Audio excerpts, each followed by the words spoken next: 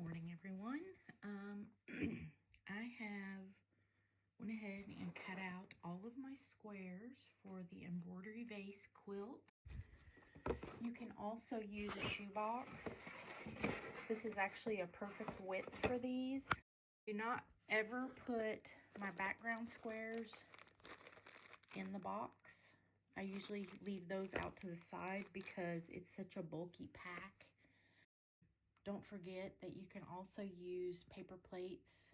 Those stack really nicely. You don't have to use Ziploc bags or a baggie system. You can use paper plates.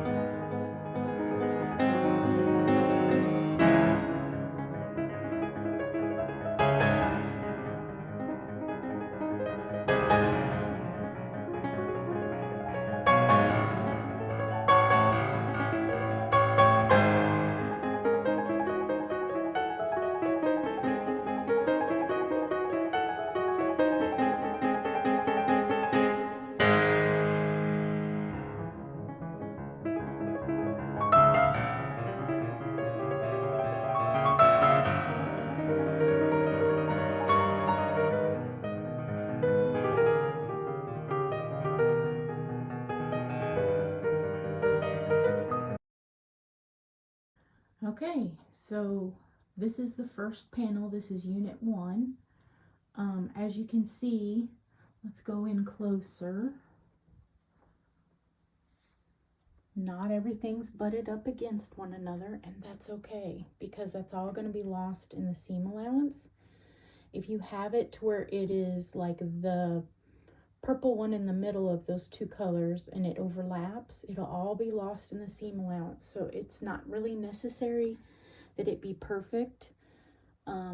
Yes, I have lost the complete grid on the front of this, but at the same time, the grid's on the back, so those are going to be my sewing lines. Whenever you take this off your iron, up here I had some bubbling. Make sure you get the bubbles out. I think I moved it while it was still hot, and I see right here, there's a bubble there. I need to go ahead and re-iron that. That is a bubble. I figured that's probably the very first piece of interfacing. Make sure that it's ironed on there. If by accident you iron a piece that is the wrong color, all you have to do is rip it off. The glue stays on the actual interfacing. It'll still be there for another glue down and iron of another piece. So you're okay. I think I did have to reposition one of these, and I just ripped it off and put it back down and ironed it. It's fine. Okay, so I pressed this and this side scooted. So this was in probably more than 1/4 of an inch, which will not work.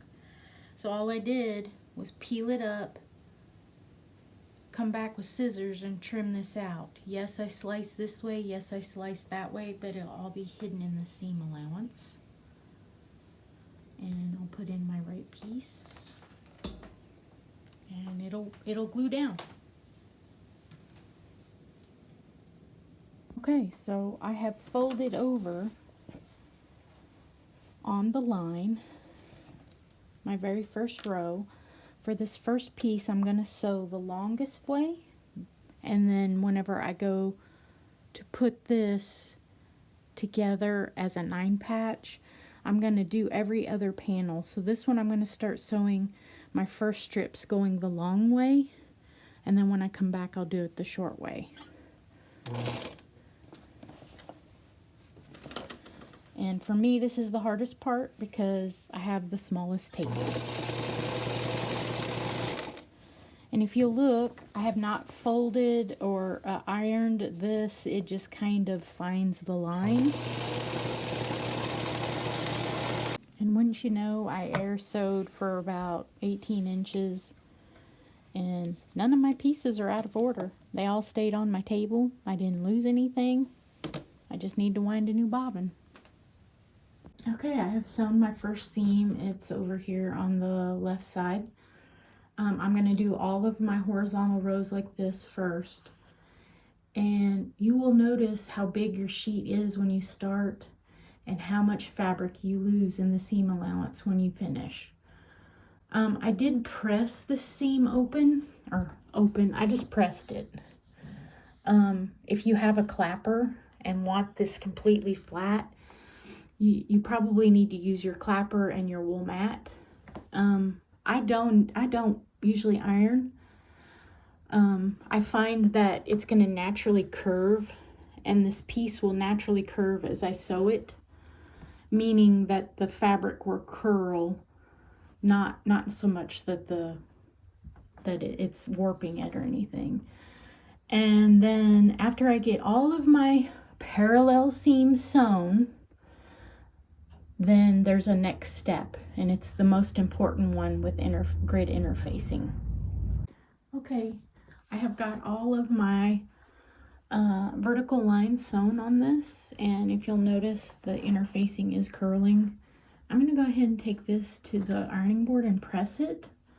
The next step is crucial, so you're not going to have success with this unless you continue to the next step. I don't know if you can tell this, but this is shrunk up considerably.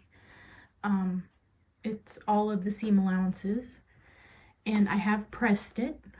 I'm going to go ahead and notate on my pattern that I've pressed all my seams this way, and that way I know whenever I go to construct all of the pieces together, it'll all be right. But the next step's crucial. Okay, here we are at the back. You can clearly see the grid on the back.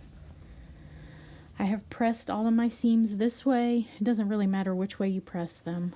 I see I've got some fabric stuck in there. The good news is I didn't use white, so that's not going to show up.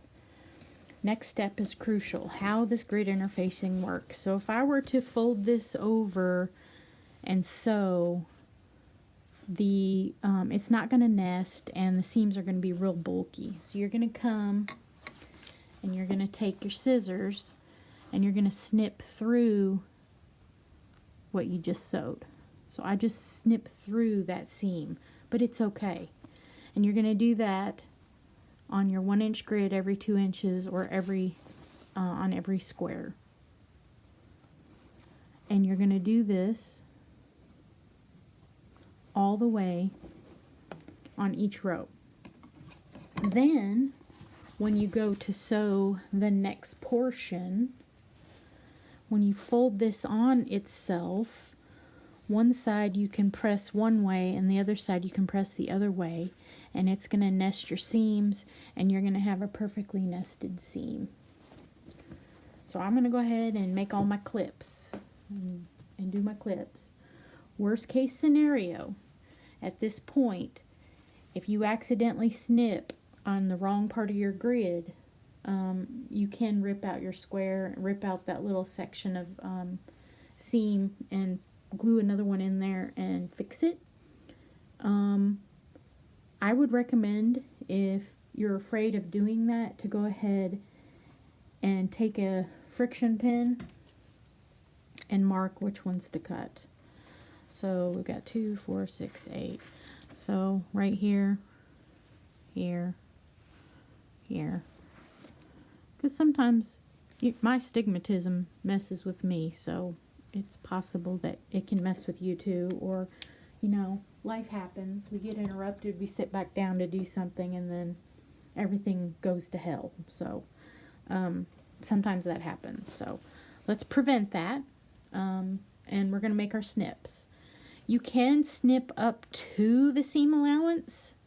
I pretty much, did I snip through that one? Yes, I snipped through that one. I snipped through all of them. If you do not snip all the way through, let's just come, or I did not snip all the way through, whenever you go to fold this, there's going to be a pucker, so you really need to snip all the way through on your stitching. So I have snipped all the way through.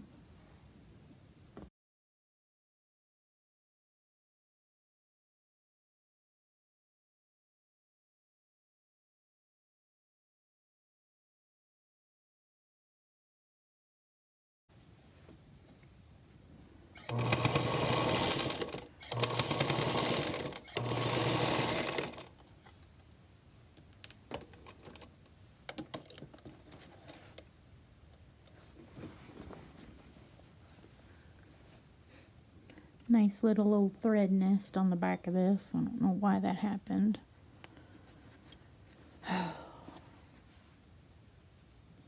Okay. So, we have made our first row, and if you'll look, all of the seams are perfectly nested. So I'm going to go on to the next row.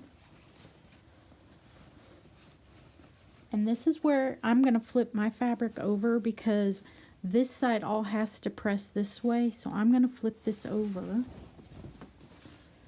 and then continue to sew on this side and flip that seam up.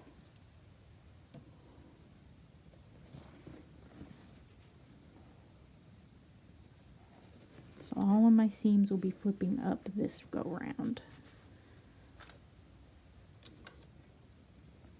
And again, making my raw edges even on the edges.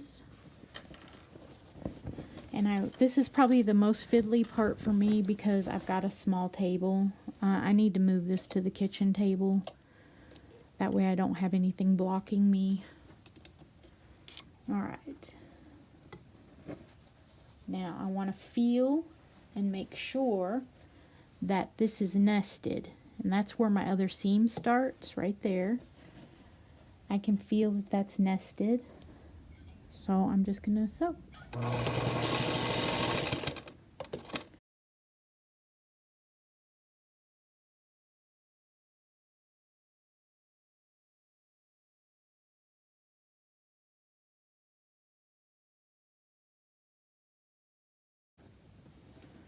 Okay, the most critical junctions of sewing this step is going to be the ones here at the edge. So all the way around the perimeter, the edge ones are going to be the most important, because when you go to nest this up to the next piece of the grid interfacing, you want it perfect. But again, we've got perfectly nested seams all the way down. This is great for a beginner. It adds a little bit of cost to the quilt. I did manage to get this on sale for 40% off. So Again, raw edge even. And I'm going to continue on and sew all of my horizontal lines this time. And then you'll see the final result. So the next video will be about piecing the 9 patch together. This is going to take you a while. I know that the one I did before on the previous pattern, I had it together in 2 weekends. So I cut one weekend, sewed about 3 of them in another weekend, and then the following weekend I binge sewed and got the rest of the 9 patch done. So it's totally doable, and it goes together really quick. Now this doesn't look like much when I'm up close, but as I walk away, it starts losing the prints and you start seeing the true color, and it looks better. And so don't second guess yourself. Step back from it, from across the room. I'm standing about 6 foot back. You could go back even further, and the pixelization will actually show off the colors that you've chosen.